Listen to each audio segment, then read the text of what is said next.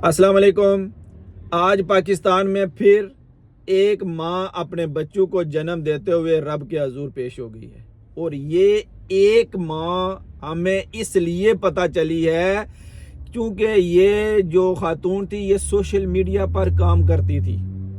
Social media पर इसके इंतहाई खूबसूरत कंटेंट थे जिसमें वो अल्लाह तबारक व तआला माशाल्लाह और इस तरह के खूबसूरत अल्फाज से हमारी कम्युनिटी को भी साथ साथ टीच करती थी। और ये खातून उन औरतों के लिए रोल मॉडल थी जो दिगर ख़वातीन सोशल मीडिया पर काम कर रही हैं और मनफी तरीके से काम कर रही हैं और अपने आप को फेमस कर रही हैं और पैसे कमा रही हैं।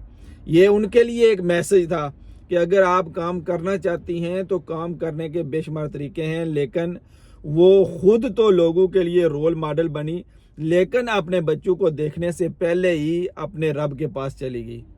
हमने आज फिर वही पुराने अल्फाज कहने हैं, उन्हीं अल्फाज को दोहराना है जी कि जैसे अल्लाह की मर्जी।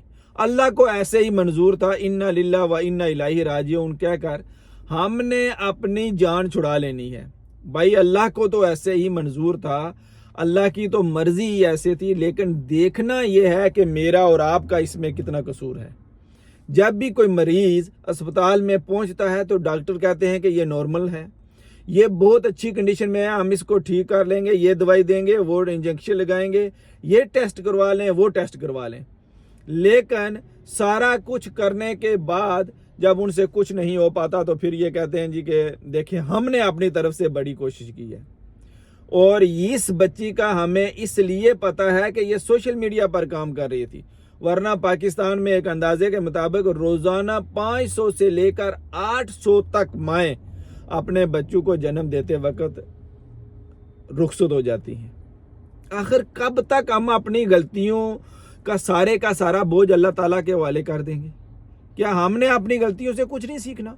क्या हमने नहीं देखना कि हमने कहाँ पर गलती की है? हमारी गफलत की वजह से कहाँ पर लोगों की जान जा रही है और कहाँ लोगों को नुकसान हो रहा है।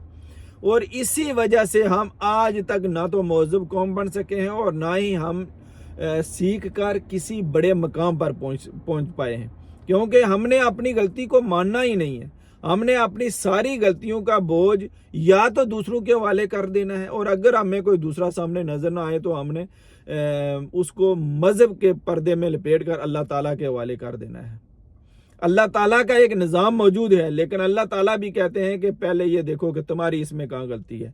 मैं समझता हूँ कि ऐसे तमाम अस्पताल और डॉक्टरों को जो ऐसी ख़वातीन को चेकअप करते हैं उन्हें इस बात का पूरा उन्हें ख्याल रखना चाहिए कि किसी तौर भी बच्चे की और उसकी माँ की जान न जा पाए। आखिर हम कब तक अपनी जो है माएँ और दफनाते रहेंगे, और कब तक ये ख़वातीन अपने बच्चों की और अपने यहाँ औलाद होने की खुशी देखने से पहले ही दुनिया से चली जाएंगी।